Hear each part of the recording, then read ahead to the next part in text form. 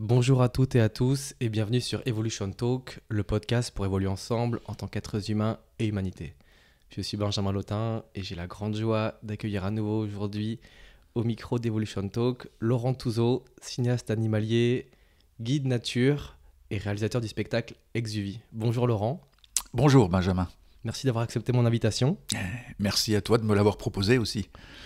Alors, est-ce que tu peux nous parler de ton spectacle Exuvie qui a vu le jour depuis notre première entrevue et le chemin qui s'est passé pour toi depuis ces 4 ans déjà, le temps file. Oui, c'est vrai que le temps file. Eh bien, Exuvie a effectivement vu le jour et à peine sorti de l'œuf, nous sommes partis le jouer le long de la Sèvre. Ça, c'était effectivement un très joli projet.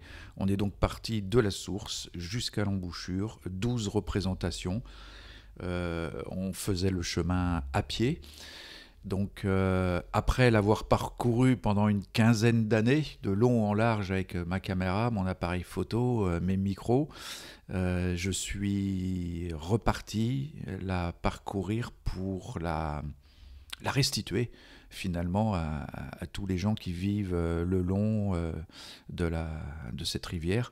Donc c'était quelque chose de riche, de très belle rencontre, et puis la boucle était bouclée, quoi. C'était un petit peu l'idée originelle quand même que de partir avec mon camion, mon écran, mon vidéoprojecteur, mes bancs en bois pour restituer tous ces moments que peu de gens peuvent voir, parce qu'effectivement la position d'un cinéaste animalier, sa position c'est assis pendant très longtemps, déguisé en fougère. Et donc du coup, ce que je veux dire, blague à part, c'est que voilà, j'ai pu ramener des images qu'on ne peut pas voir évidemment, sauf à être à l'affût pendant de longues heures. Et sur 15 ans, du coup, j'ai pu avoir des séquences comme la Sèvre entièrement gelée. En février 2012, personne ne se souvient de ce grand froid, hein, -17, des ressentis à -25, et la Sèvre est intégralement gelée, 135 km de la source à l'embouchure. C'est ce qui fait que j'aime le temps long, et même les gens qui habitent sur le bord de la Sèvre ne se souvenaient pas 10 ans plus tard qu'elle avait complètement gelé.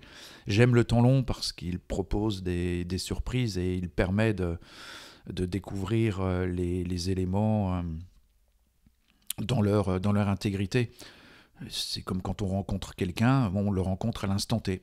Son histoire passée, on l'a pas, on n'a pas tout le background, on n'a que l'impression, le ressentiment du moment. Et pourtant, il est construit de tout ce qu'il a vécu avant.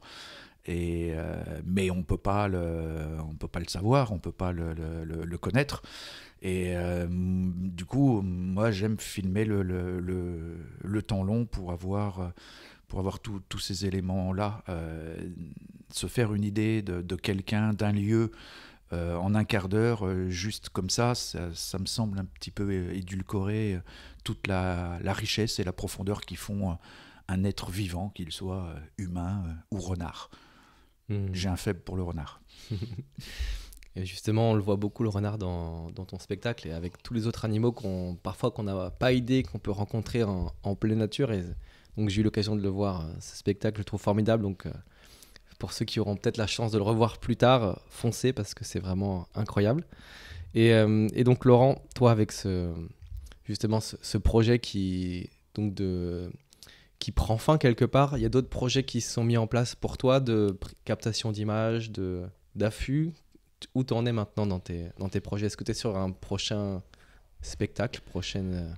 Eh bien oui, je suis sur un autre projet qui lui aussi m'est arrivé par une drôle de porte, hein, la porte d'un chasseur qui m'invite dans son bois.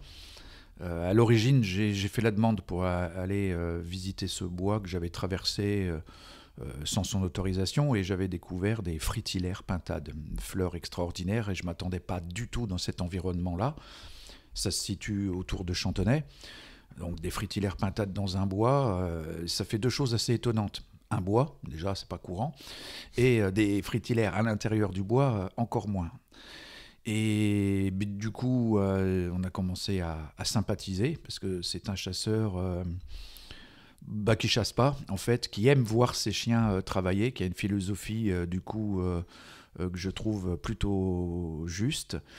Et puis de fil en aiguille, j'ai découvert ce lieu et la particularité de ce lieu, c'est que ce chasseur a acheté ce bois suite au traumatisme qu'il a vécu plus jeune quand il y a eu le remembrement dans notre région. Le remembrement s'est passé au niveau national, mais c'est vrai que lui comme moi, on a vu disparaître tous nos terrains de jeu. Moi, j'aime à dire que je suis né dans les rivières et dans les bois et dans les buissons. Juste une petite anecdote pour se rendre compte de ce qu'on a perdu. J'habitais à la campagne et je suis l'aîné d'une famille de 4. Et un jour, j'avais embarqué frères et sœurs dans un petit pique-nique. Et au bout d'une demi-heure de marche, tout le monde pensait qu'on était perdu. J'ai fait semblant de penser qu'on était perdu aussi. Une demi-heure, peut-être même qu'un quart d'heure, 20 minutes. Et on était exactement à 70 mètres de la maison. On était tout à fait au bout du terrain.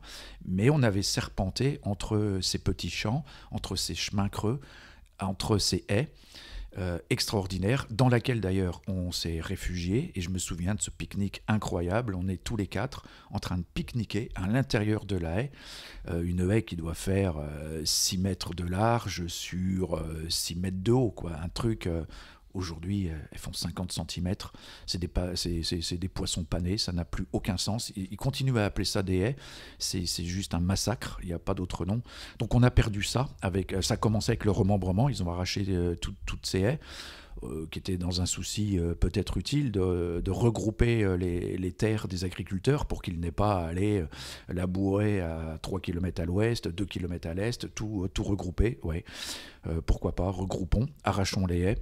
Et aujourd'hui, on est dans un milieu totalement mortifère. Bref, toujours est-il que ce chasseur, traumatisé par ça, un jour se dit il faut que je rachète une forêt pour la préserver de la chasse, et de la chasse, de coupe de bois, de toute prédation. Je me dis, c'est quand même pas mal. Observons ce lieu. Qu'est-ce qui se joue ? Donc ce bois, il est situé en plein milieu de zones de monoculture. Donc évidemment, à l'intérieur, genettes, renards, sangliers, chevreuils, pics, fleurs, ornithogales, fritillaires. Donc toute une faune incroyable. Bref, la vie. Et du coup, j'avais envie de filmer cette vie au milieu du cimetière, hein, que sont nos cultures, monocultures. C'est vraiment un cimetière de biodiversité et un cimetière, parce que les gens qui mangent cette nourriture vont y aller un petit peu plus rapidement. Peut-être qu'on trouve que mes propos sont un peu radicaux, mais il suffit de constater le taux de cancer et de maladies qui nous tombent dessus suite à tous ces produits bourrés de glyphosate, de pesticides, de fongicides. Faut pas se leurrer, on les mange. Donc évidemment, nous, au bout de la chaîne, on subit ça. Et au passage, quand vous êtes dans la plaine de Luçon, je vous mets au défi d'entendre un oiseau, de voir un papillon, d'apercevoir une abeille. Il n'y a juste plus rien du tout. Donc l'intérêt de ce petit bois vivant, un espèce de petit réservoir de biodiversité, je trouvais qu'il était intéressant comme sujet, démontrer un petit peu ce qui se joue quand on laisse la vie se développer. Et donc, comme en habitude, je suis parti pour encore un long périple, puisque là, on arrive à la 3e année. J'aurais dû commencer le montage de ce film cet hiver, et les choses vont tellement, tellement vite que je n'ai pas commencé le montage, mais je continue toujours à faire des images. J'ai commencé un petit peu l'écriture. Logiquement, ce film devrait sortir quand même à la fin de l'année, parce que si je dois passer 15 ans à faire des films, vu l'âge que j'ai, je ne vais pas en faire beaucoup. Donc j'ai envie d'en faire, parce que j'ai envie de rencontrer des lieux et que j'ai envie de témoigner. Donc voilà où j'en suis, dans ce petit bois si rare. Et alors justement, dans toutes ces pérégrinations, dans toutes ces aventures, donc ça fait 4 ans qu'on a enregistré le premier podcast à peu près, Euh, Toi, comment est-ce que tu vois l'évolution de ce qui se passe dans la nature? Il y a eu ce fameux remembrement et tous ces arrachages à l'époque. Et aujourd'hui, qu'est-ce que tu constates? Est-ce que ça stagne? Est-ce qu'on regagne un petit peu de forêt? Est-ce qu'on perd toujours plus de haies et de bois? Comment est-ce que tu observes ça et comment est-ce que tu vis ce qui se passe? Alors l'observer, ça c'est simple, hein, c'est des éléments factuels. Dernière petite anecdote en date, je rencontre le plus vieil observateur et compteur d'oiseaux, LPO Vendée. Il y a 3-4 mois que je le rencontre. Et donc du coup, comme lui, ça fait 40 ans qu'il observe sur 3 sites, la Cité des Oiseaux, un autre étang et sur la côte, des spots bien répertoriés. Il comptabilise les oiseaux. Il me dit, ça a commencé à vraiment s'effondrer il y a 7 ans. Et là, depuis 3 ans, il me dit, j'ai juste jamais vu ça. Là, on a perdu, on est entre 55 et quasi 70% de perte d'oiseaux, d'espèces sur notre territoire. Donc, évidemment que le process s'accélère. Il suffit juste de regarder ce qu'on a autour de nous. Hein. Les bois, c'est des coupes rases. Les haies ne sont plus des haies. Hein. Ils continuent à appeler ça des haies, mais c'est absolument pas des haies. Donc, on appuie sur l'accélérateur. Ça, c'est clair. Donc, ça devient un petit peu schizophrène, effectivement, pour moi, de vivre au milieu d'un champ de bataille et de continuer à montrer la vie, parce que c'est ce qui m'anime, parce que moi je veux rester vivant parmi les vivants, donc je serai toujours, même si demain ça a la taille d'un timbre-poste, je serai sur ce timbre-poste. Puis quand il n'y aura plus de timbre-poste, je ne serai plus, mais force est de constater qu'effectivement ça s'accélère. Alors j'entends déjà les voix. Oui, mais il y a plein d'initiatives positives. Ah, c'est vrai, je suis bien placé pour le savoir, puisque avec Benjamin, on a beaucoup travaillé avec Demain Vendée. On continue d'ailleurs à collaborer. Demain Vendée, un journal d'initiatives positives.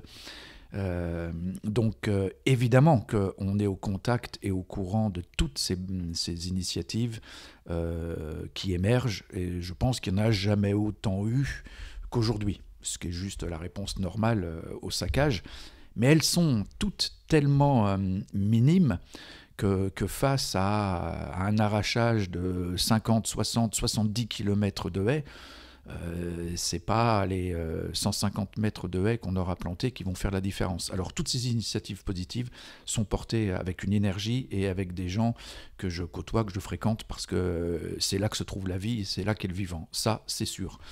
Mais je suis obligé de constater que, et notamment là, cette période est terriblement douloureuse pour moi.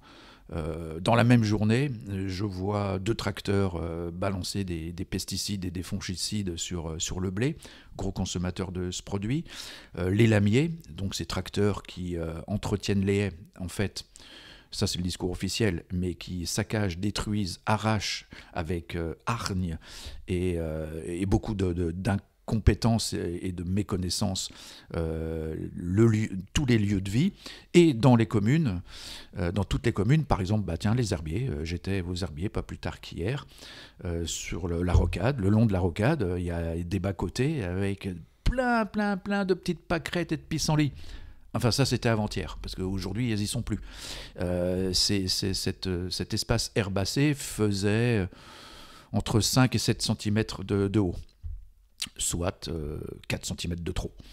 Donc les tondeuses furieuses sont évidemment passées, ce qui fait que s'il y avait eu quelques abeilles qui auraient été tentées de pouvoir butiner ces pissenlits et ces pâquerettes, c'est terminé. Ça n'existe plus. La coupe est rase en permanence. Et sans doute que cette même municipalité, comme tant d'autres, je parle des herbiers parce que c'est le secteur dans lequel je suis, c'est pas spécifique aux herbiers, et sans doute que ces municipalités, comme tant d'autres, feront des semaines environnementales, des journées bio, et continuent joyeusement à saccager, à détruire la biodiversité. Et je le vois sur toutes les communes. Traverser la France en une journée ou deux et regardez juste les haies de chaque côté de votre pare-brise et regardez ce que vous avez autour. Vous verrez que les haies maintenant font 50 sur 50. Alors il y a des gens qui travaillent là-dessus, pour réapprendre et éduquer. Et là, je pense à Frédéric Segretin de Terra Aménité, qui est un individu que je suis, avec lequel je travaille, et qui, lui, porte un autre regard sur les haies et propose des solutions. Notamment la chapelle Palio, par exemple, qui est une commune assez exemplaire, puisqu'ils ont décidé d'entretenir les haies, de les revaloriser en y amenant et en y permettant toute cette biodiversité inhérente à une haie normale. Donc, oui, il existe des choses positives, mais j'ai un peu peur qu'elles soient trop minoritaires par rapport à tous ces pesticides. Les agriculteurs et les industriels ont réussi à nous polluer 100% de nos rivières, une grande partie de nos terres qui sont mortes, l'air, et arracher toutes les haies. Donc ces petites bulles de vie sont celles à laquelle je me raccroche, sinon je ne serais plus vivant. Et c'est vraiment là-dessus que je veux témoigner, mais l'adversité en face est vraiment énorme et se crispe, j'ai l'impression aussi. Se crispe, j'ai des contacts avec des agriculteurs, avec des chasseurs que je sens de plus en plus véhéments contre ces nouveaux bobos écolos qui viennent jouer sur leur terrain. Et c'est là que je peux du coup comprendre. Qu'est-ce qui fait qu'un chasseur aujourd'hui a la bave quand il voit un renard qu'il a tué en disant voilà, on a éliminé cette vermine? Parce qu'ils existent, ils sont encore là. Hein. Je l'ai battu au renard, j'y assiste très régulièrement. Et à chaque fois que je pose la question à un chasseur, je dis mais qu'est-ce qui t'a amené à la chasse? Ah ben c'est qu'avec mon père, il allait déjà à la chasse. Et puis, mais ton père, c'est que lui, il allait déjà à la chasse avec son père. Donc c'est devenu leur Madeleine de Proust. Bon, d'accord, tous les chasseurs ne parlent pas comme ça. Il y en a des plus jeunes. Et ils diront la même chose. En fait, ils ont vécu des moments de relation avec leur père, avec leur famille. Et du coup, ils veulent perpétuer cette tradition parce qu'en l'arrêtant, ça serait comme tuer une deuxième fois leur père, ça serait perdre quelque chose qui est dans leur ADN. Et ça du coup, je peux le comprendre. Aujourd'hui, on a quand même les éléments factuels pour démontrer que c'est quand même quelque chose de mortifère. Et là, du coup, je pense à moi. Je suis fumeur, je fume, et c'est pas faute de lire les photos et de savoir que fumer, c'est quand même une petite autodestruction. Eh bien oui, et pourtant, je continue à fumer. Donc du coup, je suis un peu mal placé pour aller expliquer à un chasseur.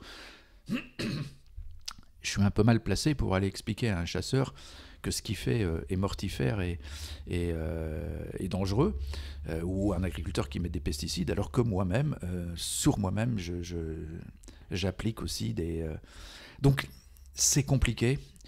Il ne suffit pas de savoir. Alors, il ne suffit pas de savoir. Ça commence, je pense, par savoir, prise de conscience et action. Et c'est là que ça devient compliqué. Qui n'a pas, dans sa vie, envie de changer quelque chose qui lui pourrit la vie? On en est tous un peu là. Alors, vous allez me dire, oui, mais toi, fumer, ça n'engage que toi. Si tu meurs d'un cancer, il n'y a que toi, tu n'auras pas fait de dégâts collatéraux.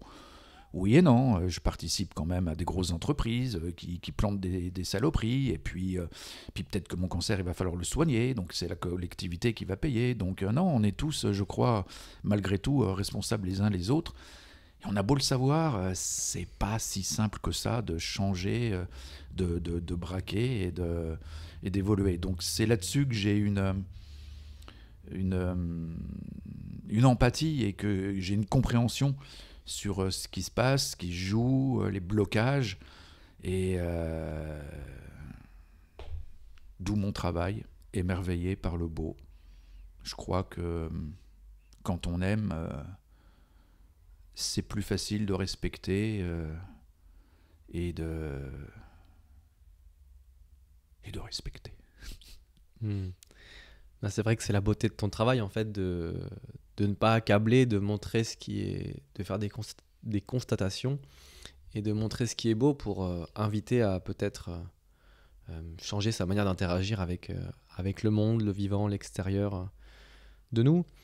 Et justement, tu parlais de ces actions, de ces solutions. Quelles sont-elles? Parce que pour quelqu'un qui nous écoute et qui observe comme nous l'appauvrissement du vivant autour de nous, de tout ce qu'on perd dans notre nature, qu'est-ce qu'on peut faire? On a des pistes, on sait qu'avec l'alimentation déjà, ou ce qu'on va consommer, on va alimenter plus ou moins tel ou tel système qui va soit sulfater les terrains, soit les aggrader si on parle de permaculture. Mais il y a de ça, il y a aussi son rapport au vivant, il y a les municipalités, il y a plein de choses. Et par où on peut commencer? Qu'est-ce qu'on peut commencer à faire? Et voilà, toi, depuis toutes ces années que tu penses à ces problématiques-là, des pistes pour avancer si quelqu'un veut mettre en place quelque chose pour améliorer un petit peu, faire un petit geste en plus. Alors, tu poses une très bonne question que je me suis posée et qu'on me pose souvent, mais qu'est-ce qu'on peut faire? Alors effectivement, il y a plusieurs choses à faire. Avant, j'aimerais bien revenir là sur cette monoculture intensive dont tu parlais, parce que le maître mot, c'est nourrir. Il faut nourrir les gens, on est de plus en plus nombreux, donc il faut produire de plus en plus. Ok, ils produisent de plus en plus. Alors je vais donner des chiffres. Si, tiens, je peux prendre l'exemple de la pomme par exemple. Pour avoir les vitamines d'une pomme d'il y a 60 ans, il faudra en manger 100 aujourd'hui. Sauf que si tu manges 100 pommes pesticidées aujourd'hui, tu meurs à la fin. C'est vous donner le ratio de vitamines et de nutriments qu'on a perdus. Aujourd'hui, on produit 10 fois plus, mais qualitativement et en termes de qualité nutritive, c'est une catastrophe nucléaire. Et c'est valable pour le blé, le maïs, le soja, le sorgho, tout ce que vous voulez. Je travaille actuellement sur un projet de livre sur un maraîcher bio. Il a 1,5 hectare, il nourrit 130 familles. Tout ça, c'est pour couper court à tous ceux qui disent « Ouais, mais le bio ne peut pas nourrir la planète ». C'est faux. Oui, mais ils ne produisent pas les mêmes quintaux. C'est vrai. Sauf que 3 quintaux de bio nourrissent 10 fois plus que 50 quintaux de produits complètement pesticidés, qui eux ne nourrissent pas les gens, non, les rend gentiment malades. Mais toutes ces maladies, il y a qu'à regarder l'état de santé physique et psychique de l'être humain sur la planète n'a jamais été aussi catastrophique. Les êtres humains sont malades, tous, dans leur grande majorité. Que ce soit physique ou psychologique. Poser la question à 40% des jeunes de 12 à 17 ans aujourd'hui. Sont-ils dans une santé psychologique optimum? S'ils sont normaux, non, forcément, c'est compliqué. Donc, la nourriture en grand... la monoculture et la nourriture non bio ne nourrit pas les gens. Elle nourrit les fonds d'investissement, elle nourrit la CAVAC, elle nourrit les crédits agricoles, elle nourrit tout ce que vous voulez. Mais nourrir, c'est pas juste manger des aliments, c'est beaucoup plus compliqué que ça. Donc effectivement, si on veut se nourrir sainement et éviter les pesticides, il n'y a qu'une seule solution, c'est les produits bio. Ah oui, mais les produits bio, on n'a pas les moyens, c'est trop cher. Faux, une fois de plus. Ça peut être au même prix, voire moins cher. Si vous achetez au marché, si vous achetez sur des producteurs sous forme de panier, et quand bien même ce serait plus cher. Vous préférez manger une pomme d'il y a 40 ans bourrée de vitamines plutôt qu'une pomme d'aujourd'hui qui n'a plus que 1% de vitamines et tout le reste, c'est des pesticides. Il y a 25-26 traitements autorisés sur une pomme. Alors c'est à vous de voir. Vous mangerez peut-être pas une pomme par jour, mais vous en mangerez une par semaine et vous aurez, donc du coup ça vous coûtera de fait moins cher. Une pomme par semaine c'est la bio, une pomme par jour c'est celle de Super U, Auchan et Leclerc. Voilà, j'ai dit 3 marques. Donc première action, la nourriture, savoir à qui on l'achète, manger moins mais de meilleure qualité en conscience. Ça c'est effectivement le premier. Deuxième, diminuer drastiquement la viande. Un petit chiffre qui fait froid dans le dos, 95% des animaux sur Terre sont des animaux d'élevage. Autant vous dire que les animaux sauvages, ils représentent les 5%. Et dans ces 5%, il faut les éliminer parce qu'on en a raide de trop.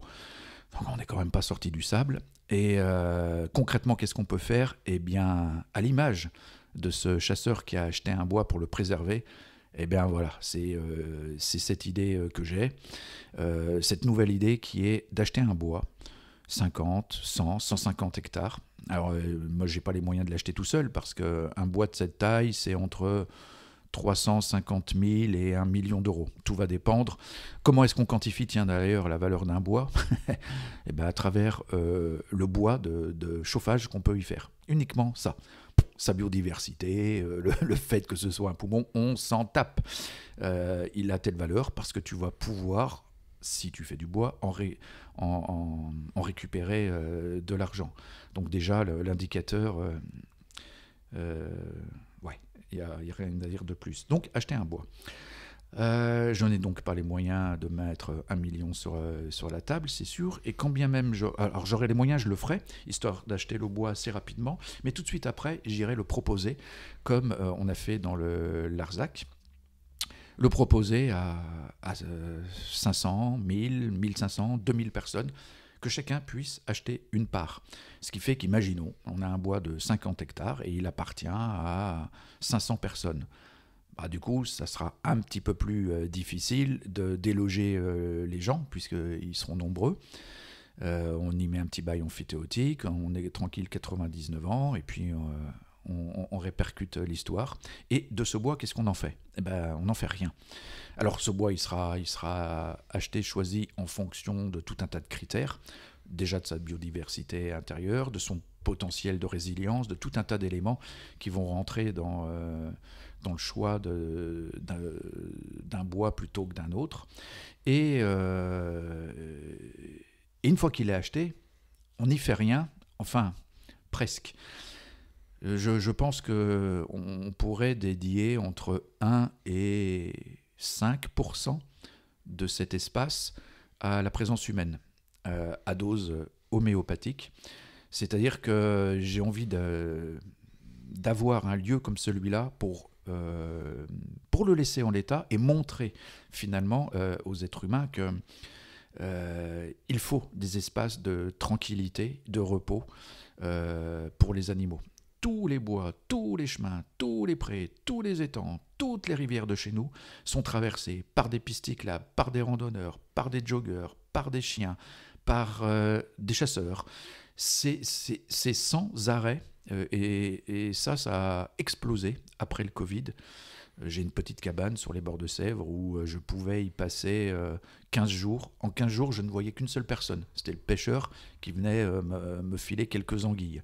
Aujourd'hui, en 1h30, je peux dénombrer un week-end 135 personnes. Vous voyez le ratio. 15 jours, une personne. Aujourd'hui, 1h30, 135 personnes. C'est explosif. Le monde est partout. Les chevreuils qui étaient dans les environs n'ont plus de lieu. Les genettes ont disparu. Alors, je ne suis pas en train de dire qu'il ne faut plus circuler. Je suis juste dans la nature. Je ne suis absolument pas en train de dire ça. Je suis juste en train de dire qu'il y a des lieux qui doivent être des réservoirs pour que comme on fait des zones de pêche, qu'on interdit les zones de pêche pour que la population puisse se renouveler, c'est exactement la même chose pour la nature. Si vous êtes un chevreuil et un sanglier, vous habitez où aujourd'hui ? Et est-ce que vous pouvez passer plus de 12 heures sans être dérangé par chiens, randonneurs, VTT, joggeurs? Non, je crois qu'il n'y a plus aucun endroit où on peut vivre sa vie. On a été confiné pendant 1 mois. On s'est rendu compte de ce qu'était le confinement. Les animaux, depuis qu'on est arrivé sur Terre, sont confinés H24. La plupart des animaux qui vivent la nuit l'ont fait pour éviter l'être humain. Quand est-ce qu'on va réinverser la tendance ? Alors, on peut ne pas la réinverser. C'est juste courir à notre propre perte. C'est factuel. C'est des éléments clairs, nets et précis. Donc voilà l'objet de ce lieu, avoir un lieu. Alors il n'y a pas que moi qui le fais, hein. L'ASPA, une association de défense des animaux sauvages, a acheté dans le Vercors 500 ou 5000 hectares sur lesquels aucun être humain ne peut pénétrer pour que justement cette vie puisse s'épanouir.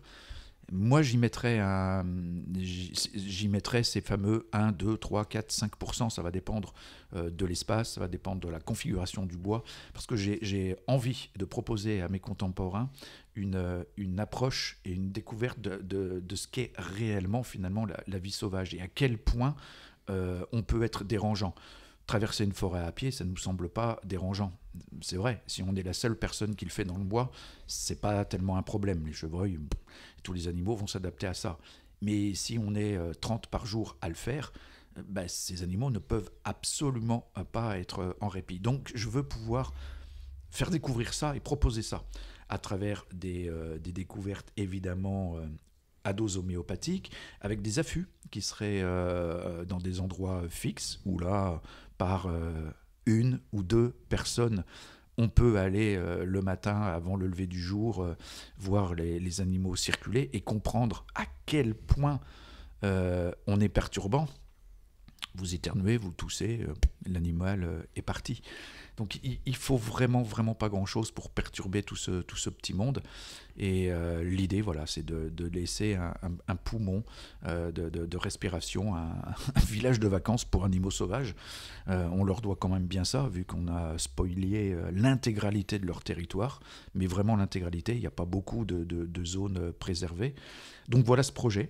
Donc c'est un scoop, c'est une avant-première parce que j'en ai encore jamais parlé et je pensais l'annoncer officiellement à la fameuse table ronde organisée par Demain Vendée le 5 avril où nous serons, Benjamin et moi, ainsi que d'autres autour de la table pour parler de la forêt, comment on l'envisage, comment on la voit.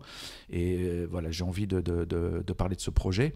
Alors pourquoi je fais cette annonce ? Parce que je recherche des forces vives, notamment des gens qui auraient des connaissances sur les arbres, sur les espèces, sur la faune, la flore, parce que ok, je suis cinéaste animalier, mais je suis loin d'être un spécialiste. Donc je veux, pour monter ce projet, être entouré de gens qui savent de quoi ils parlent, pour monter un dossier, aller chercher des financements, parce qu'il y a des gens qui ont de l'argent à pas savoir quoi faire et qui aimeraient mettre leur argent dans quelque chose qui a du sens. Donc ça serait la première action, trouver quelqu'un qui peut mettre tout de suite la somme, puis après, on a le temps pour pouvoir la redistribuer et la reproposer à des citoyens qui aimeraient pouvoir participer à l'achat de cette forêt pour la bloquer en tant que réserve naturelle et pouvoir aller la découvrir sur le bout des pieds à minima. Voilà le projet. Magnifique projet. Et je sais qu'on partage cette intention commune de créer des petits sanctuaires où on laisse la nature se reposer et vivre sa vie pendant que nous, on vit la nôtre un peu ailleurs. Et donc, si vous nous écoutez et que vous avez des pistes, des idées, des liens, n'hésitez pas à nous contacter directement sous le podcast. Après, je pourrais faire le lien avec Laurent, ou directement sur les réseaux sociaux de Laurent ou son contact qui sera disponible dans la description. Mais c'est vrai qu'on aimerait beaucoup que ce genre de projet puisse voir le jour. Et qui sait, peut-être pourrons-nous un jour le faire. Et c'est sûr même, j'y crois fort. Je te coupe 5 minutes, Benjamin, parce que là, on parle de mon projet, mais Benjamin qui est là, qui m'interroge, et déjà, il est devant moi avec un sweat vert sur lequel il y a écrit « L'appel de la forêt ». Parce que Benjamin, lui, il est déjà rentré dans l'action avec ses petites forêts nourricières qu'il a réussi à récupérer. Ça n'a pas été simple. Donc Benjamin, Nikita Gouzel et tant d'autres sont déjà des gens qui sont sur le terrain, qui agissent. Moi, c'est sur un autre point de vue, mais évidemment qu'ils sont tous complémentaires. Je ne suis pas en train de dire que la forêt est interdite aux êtres humains, je suis juste en train de dire qu'il leur faut des poumons pour respirer. Le travail de Benjamin, c'est de pouvoir nourrir les êtres humains. Donc du coup, on est méchamment complémentaires. Parce que toi, Benjamin, tu t'occupes et tu soignes les êtres humains d'ailleurs, à travers les soins que tu fais. Et moi, j'essaye de m'occuper de soigner les animaux. Je trouve que nous formons un parfait duo. Est-ce le hasard que le premier podcast et puis accueillir l'invité le plus complémentaire. Non, mais en tout cas, mais voilà, c'est des beaux projets, et puis on espère vraiment que ça va suivre, et voilà. Donc avec la session nutritive aussi, et puis voilà, on va voir comment tout ça va se goupiller, mais ça va être chouette. Bah, Laurent, justement, on parlait à l'instant de, tu vois, de cette nature, des animaux qui ont plus d'espace pour vivre. Est-ce que tu pourrais nous parler justement de, si on se mettait à la place d'un animal, qu'est-ce qui se passe? Parce que on vit à un endroit, d'un coup, on perd une partie de notre maison, il faut partir, on est prédaté. Comment ça se passe? Parce que cette notion de nuisible, on l'entend partout, souvent, on a déjà pas mal parlé dans le premier podcast, et que je vous invite à écouter si vous ne l'avez pas encore écouté. Mais voilà, comment est-ce qu'on peut s'imaginer, nous, êtres humains, ce qui se passe pour les animaux sauvages? Parce que pour la plupart d'entre nous, on ne les voit pas, ou on les croise sur la route, ils traversent méchamment la route, ils sont dangereux. Voilà. Qu'est-ce qui se passe pour les animaux sauvages, quand on y est près d'eux, quand on s'y intéresse, qu'est-ce qui se passe? Eh ben, écoute, je crois qu'il se passe la même chose avec les migrants. Hein. Les migrants qui arrivent chez nous, c'est pas des migrants, hein. C'est des gens qui fuient la mort. Leur maison a été détruite, leur famille a été trucidée. Mais on ne veut pas les voir chez nous parce que ça va changer nos petites habitudes. Et ben, le sanglier, quand il déboule, on lui a fait exactement la même chose. On a explosé son environnement, on a complètement détruit son environnement. Donc, de la forêt dans laquelle il pouvait se nourrir de succulents bulbes d'arômes, aujourd'hui, il n'a plus que le maïs, alors il va aller manger du maïs, hein, plutôt que mourir. Et donc là, il rentre dans le champ du propriétaire, et là, il se fait dézinguer. Le migrant, il arrive chez nous, et puis il va nous piquer notre boulot, donc il se fait dézinguer de la même manière. Donc on a un parallèle incroyable entre tous ces vivants qui sont en perdition, dont on est tous responsables, à un degré ou à un autre, hein. Évidemment, on n'est pas tous responsables au même niveau. Et alors, du coup, qu'est-ce qui se passe quand on est un animal? Hier soir, j'étais sur les traces d'un sanglier, justement, que j'ai réussi à filmer dans ce petit bois, et qui était en train de se délecter. Alors, je ne l'ai pas filmé en train de se délecter des bulbes d'arômes qu'il aime, parce que le sanglier, maintenant, il est essentiellement nocturne. Donc, très, très peu probable de le voir débouler, en tout cas dans ce bois, ce qui n'est pas le cas dans les plaines. Donc, du coup, j'étais sur ses traces, c'était génial, parce que je voyais ses sabots, je voyais les traces du groin, je voyais ce qu'il avait mangé, c'était passé juste avant, donc j'étais vraiment ravi pour lui. Il y a les Bauges qui sont juste à côté. Les Bauges, c'est une espèce de réceptacle d'eau avec une bonne argile qui lui permet de se faire des massages et des bains d'argile, parce que c'est un animal qui se soigne excessivement bien. Nous aussi, on se fait des bains d'argile, hein. On est aussi propre que le sanglier. Donc ça, c'était vraiment super de le voir, parce que justement, dans ce petit bois, il y a ça. Et dès qu'il sort du bois, c'est une catastrophe nucléaire. D'un côté, c'est un champ labouré, de l'autre, c'est du colza, de l'autre, ça va être du blé, et de l'autre, c'est de l'élevage avec une seule plante, hein, le ré gras. Donc, c'est catastrophique pour lui. Et malgré tout, dans ce petit bois, il y a chaque année une battue aux sangliers, parce que il faut quand même les dézinguer. Alors évidemment, il ne le trouve jamais, puisque ce bois ne sert que de passage. Il est trop petit, ce bois, pour que le sanglier puisse y rester. Et un sanglier, c'est un peu comme les loups ou comme les lièvres, ils font beaucoup, beaucoup de chemin la nuit. Un sanglier, ça peut faire 20-30 km dans la nuit pour aller chercher sa nourriture. Et donc, malgré que le bois a été racheté, il y a une obligation. Si on a un terrain de plus de 5 hectares, les chasseurs ont le droit de venir chaque année faire une battue aux sangliers.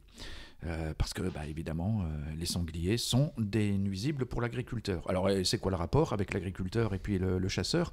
C'est les chasseurs qui payent les dégâts causés par les sangliers chez l'agriculteur. Donc, ils ont plutôt intérêt à ce qu'il y en ait le moins possible, parce que ça leur coûte moins cher. En même temps, les agriculteurs sont aussi souvent les chasseurs. Et les mêmes chasseurs sont aussi souvent ceux qui agrènent, qui nourrissent le sanglier pour avoir du gibier à descendre. Donc, si vous trouvez que ça marche rond et que c'est normal, faites-le moi savoir, parce que moi, juste de dire ce que je viens de dire, il y a un truc qui bug. Donc on est dans le grand n'importe quoi, on a complètement effacé, éliminé l'espace vital de ces animaux. Un chevreuil, à l'état naturel, par exemple, ça fait une centaine de mètres dans la journée. Sauf qu'aujourd'hui, il n'a plus son état naturel. Il est dans un petit bosquet, bah évidemment, il y a les 3 joggeurs qui passent, donc il va courir dans l'autre bosquet. Ah, bah là, il y a un randonneur avec son chien, donc il va dans l'autre bosquet. C'est comme ça qu'ils traversent les routes et qu'ils se font percuter. Nous avons éliminé leur territoire, il ne leur reste plus qu'à marcher sur le nôtre, et on ne le supporte pas. Tout comme les migrants, qui sont pour les mêmes raisons. Donc, je pense qu'il n'est pas très difficile d'imaginer la suite de ce qui va se dérouler. Donc, oui, évidemment, c'est très compliqué pour moi d'avoir ce regard avec un peu de recul, de voir ce qui se passe. Et je ne peux être que dans l'amour et l'empathie de ces animaux quand je les vois dans ces petits espaces où ils peuvent vivre, parce que c'est là qu'ils vivent. Un sanglier, ça n'est pas dans un champ de maïs. Un blaireau, ça ne naît pas dans un champ de maïs. Un renard, personne ne naît dans un champ de maïs. Et les quelques oiseaux qui naissent dans un champ de blé se font faucher quand on le moissonne. Non, ils vivent dans les coteaux, dans les bois, dans les sous-bois, dans les vallées, dans les rivières. Même les lapins ont disparu parce que leur habitat a disparu. Donc, à quoi je pense quand je me mets à la place d'un animal sauvage, qu'on est un peu comme les migrants et puis qu'il faut courir la nuit pour éviter la forte prédation qu'on a tout autour de nous, quoi. C'est pas très joyeux, tout ça, mais c'est factuel, c'est la réalité. Et malgré cette réalité tristoune, si je suis sur Terre, c'est pas pour autre chose que d'aller rencontrer le vivant, échanger avec le vivant, et c'est ce que je ferai jusqu'au bout, que ce soit les animaux ou les êtres humains, comme Benjamin. Voilà. Oui, en fait, c'est la grosse question aujourd'hui, comment cohabiter entre le constat factuel de ce qui se passe et qui est terrible à l'extérieur de nous, et comment ne pas vivre dans cette anxiété, cette peur, cette oppression dans tout ce qu'on vit finalement, qui est tout à fait légitime, et comment réussir à s'épanouir malgré tout dans un environnement qui n'est pas vraiment adapté. Et toi, comment est-ce que justement parce que c'est tout un chemin, cette relation à l'autre, à la nature, est-ce qu'on peut trouver la paix et la joie malgré tout ça? Est-ce que c'est possible? Oui, évidemment que c'est possible. Et ça, dans tous les niveaux, tous les travailleurs sociaux diront aussi la même chose. Quand on est passionné et qu'on va rencontrer le vivant et qu'on est spectateur de ça et qu'on peut amener une petite pierre à l'édifice, évidemment que c'est porteur. En voiture, quand il pleut et qu'on met l'essuie-glace, on peut regarder l'essuie-glace qui balaye la pluie, ou on peut regarder à travers l'espace clair qu'a laissé l'essuie-glace un peu plus loin. Ce serait plutôt ça que je regarde. Alors, il y a des hauts et des bas, mais je crois que je suis naturellement enjoué, vivant, avec évidemment tout un tas avec cette conscience, mais c'est aussi sans doute un soin que je me fais que de prétexter de devoir passer des heures et des heures à l'affût, dans les bois, à côté d'oiseaux, le long des rivières, dans des cadres idylliques. Oui, bien sûr que quand on vit ça et qu'on est dans ces moments-là, on s'éloigne de cette réalité morbide. En même temps, c'est pas toujours si simple, parce que les affûts, c'est pas à 3 heures au mois de juin quand il fait 25 degrés, c'est merveilleux. C'est des matins froids, enfin bon, ça c'était avant, donc c'est des matins pluvieux, oui, ça c'était plutôt maintenant, des matins pluvieux, de la grisaille, du vent, de la tempête, évidemment des chasseurs qui viennent tout casser. La dernière fois d'ailleurs, j'étais sur ton terrain, là, il y a mon dernière anecdote d'affût, c'était dans le Marais, là, où les grues sont arrivées cette année passaient en nombre comme jamais on les avait vus. J'avais jamais vu de grues de près, et je suis venu passer 3 jours à l'affût, ici, au milieu des marais, dont une grande partie de la nuit.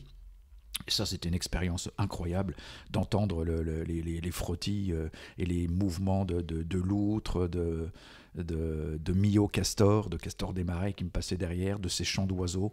T'es là, sous la pleine lune, en plein milieu du marais, toute cette vie qui grouille, qui chante, qui se frotte, autour de toi. C'était un moment extraordinaire. Puis au matin, les grues qui arrivent, toutes chantantes, qui se posent. Il y avait des groupes de 300, 400 grues. C'était magnifique. J'avais pas choisi mon bon jour, j'étais le dernier week-end de février. Et le dernier week-end de février, c'est le dernier week-end de chasse pour pas mal de gibier d'eau. Et donc à 9h, 10h, les coups de fusil commencent à pétarader dans tous les sens. Donc les grues s'envolent. Alors ils tiraient pas sur les grues, hein. Évidemment elles sont protégées, mais ils tiraient à 20 mètres des grues. Rien à faire de faire envoler tous ces oiseaux. Et toute la journée ça a été des coups de fusil jusqu'au soir où je suis rentré dans mon camion parce que j'étais dehors en train de me boire un petit café. Je suis rentré en me disant bah là les plombs ils vont me tomber dessus tellement c'était proche, et ça canardait dans tous les sens. Et là je me suis et les grues ne sont pas revenues 2 jours après.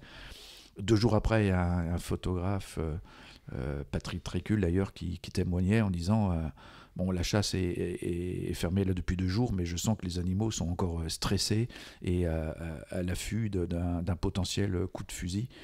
Donc oui, c'est dramatique de voir ce qu'il joue, mais j'ai filmé d'ailleurs un chasseur de loin, et comment en vouloir à ce petit bonhomme qui était là, tranquille, il n'avait même pas de chien, et avec son fusil, qui était plus en balade, et se dire, bon, s'il y a une bécasse, pourquoi pas.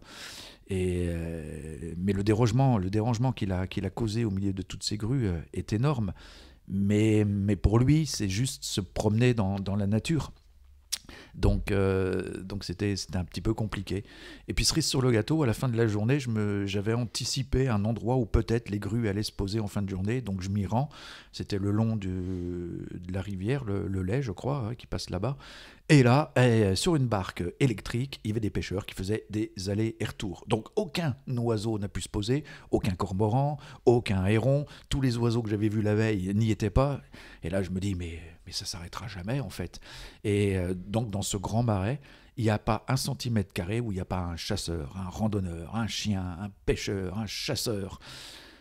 Et je ne sais pas quoi faire de tout ça, parce que c'est une réalité. J'ai envie de partir sur les traces de Vincent Minier en Mongolie, mais ça ne réglera pas le problème. Ça me fera peut-être juste un peu de bien, et en même temps, là-bas, les problématiques sont à peu près aussi les mêmes, hein. Il ne fait pas bon être un loup sur la planète. Donc oui, c'est compliqué, mais je garde en mémoire de ces 3 jours une seule chose, ces grues, le vol de ces grues, le chant de ces grues, le chant de ces oiseaux, de cette vie tout autour de moi la nuit. Et ça, c'est vraiment ce qui me marque. Hier, j'ai fait une photo toute anodine, hein, d'une branche moussue. C'était pas une branche moussue anodine, parce que c'était le roi des trolls et des farfadets, avec ses 2 petites antennes, et tout autour de lui, et il y avait toute une armée de petits chanteurs, les salicaires, toutes ces fleurs qui étaient là en train de chanter, je crois que c'était une chanson sur un hymne au soleil. Et ce moment est juste magique, hors du temps. La vie qu'on a sous nos yeux n'est que la partie visible de l'iceberg. Il y a toute cette énergie folle, en diminution hein, quand même, mais qui existe encore dans tous ces petits recoins, et c'est elle que je vais rencontrer et dont je veux témoigner. D'ailleurs, petite parenthèse, le film que je fais sur le bois, je ne dirai pas où il se trouve, et on est de plus en plus nombreux d'ailleurs, c'est aussi très symptomatique de notre surpopulation. On est de plus en plus nombreux, photographes, cinéastes animaliers, à ne plus dire où on filme ces séquences, parce que si je divulgue le lieu et qu'on voit les images qu'on voit, c'est sûr qu'il va y avoir des randonneurs qui, en toute légitimité, une fois de plus, hein, vont avoir envie d'aller voir ces fritillaires, d'aller voir ce lieu. Mais le détruiront de fait. Il y a plus le ratio être humain espace sauvage libre est complètement déstructuré, n'existe plus. Donc les quelques espaces qui doivent être un petit peu comme des temples, quoi, préservés. Bon, je ne sais pas si j'ai répondu à ta question, mais je me suis peut-être un peu encore éloigné comme d'habitude, mais je me suis laissé mener. En fait, c'est un peu construire des temples dans la nature que tu veux faire, c'est ça? Ou faire de la nature un temple plutôt? Je sais pas, le temple, il y a peut-être un caractère un petit peu trop sacralisé.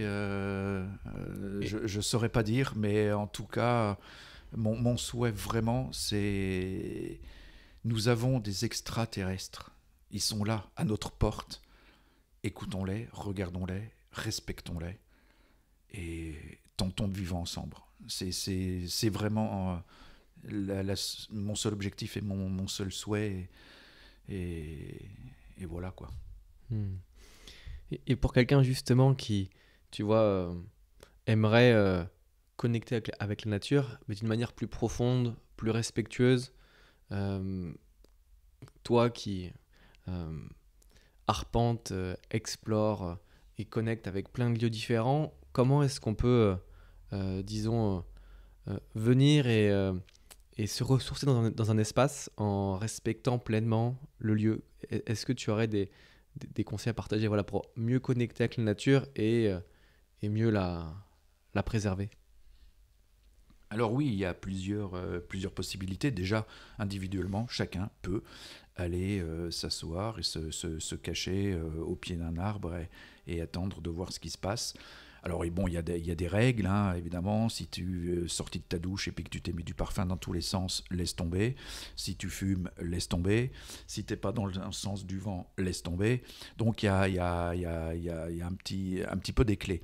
Et du coup, je propose, parce que c'est des demandes qui me sont arrivées depuis un an, je propose de pouvoir faire des affûts avec moi sur des lieux que je connais, sur des endroits où je sais que potentiellement on peut voir du monde pour expérimenter un petit peu ce que c'est que de rester comme ça sans bouger pendant 3-4 heures. Et peut-être que je vais développer ça dans un lieu chez quelqu'un qui a vraiment un joli terrain de jeu. Et l'idée, ce serait d'y laisser peut-être 1 ou 2 affûts permanents, ce qui fait que comme ça, les animaux sont complètement habitués à ça, et pouvoir y amener 1-2 personnes, ce ne sera jamais plus à la fois, pour voir voilà, des animaux très communs, hein, un nid de poule d'eau, un martin pêcheur, un héron, une famille de canards, un myocastor, vivre, circuler sous nos yeux et voir un petit peu. Et on comprend très très facilement finalement de quoi ils ont besoin, les interactions qu'ils ont entre eux. Et voilà, c'est vraiment, je pense que quand on a vu ça, on comprend d'autant plus l'impact qu'on peut avoir dans un acte tout à fait anodin qui est de traverser une forêt ou de longer un étang, par exemple. Mmh. Alors oui, je propose et je vais sans doute le proposer de plus en plus. Mmh. Et ce qui est magnifique, justement, c'est aussi... moi, j'ai eu l'occasion de vivre ce genre d'expérience avec toi dans la nature, pas très loin, et finalement, on savoure des moments incroyables en se déplaçant très peu. Des fois, on reste... contemplatif d'une petite zone. Je crois qu'une fois on a fait peut-être 50 mètres à peine, et puis on est resté plus d'1 heure à contempler des petits miracles de la nature, quoi, un couple de limaces qui... Oui, je m'en souviens très bien. Un accouplement de limaces, c'est très lent. C'était une super belle danse d'ailleurs que j'ai partagée sur ma page Facebook il n'y a pas si longtemps que ça. D'ailleurs, on en a fait un petit montage. Il y avait des petits tritons dans la fontaine et il y avait une abeille solitaire qui faisait la sieste accrochée sur une herbe.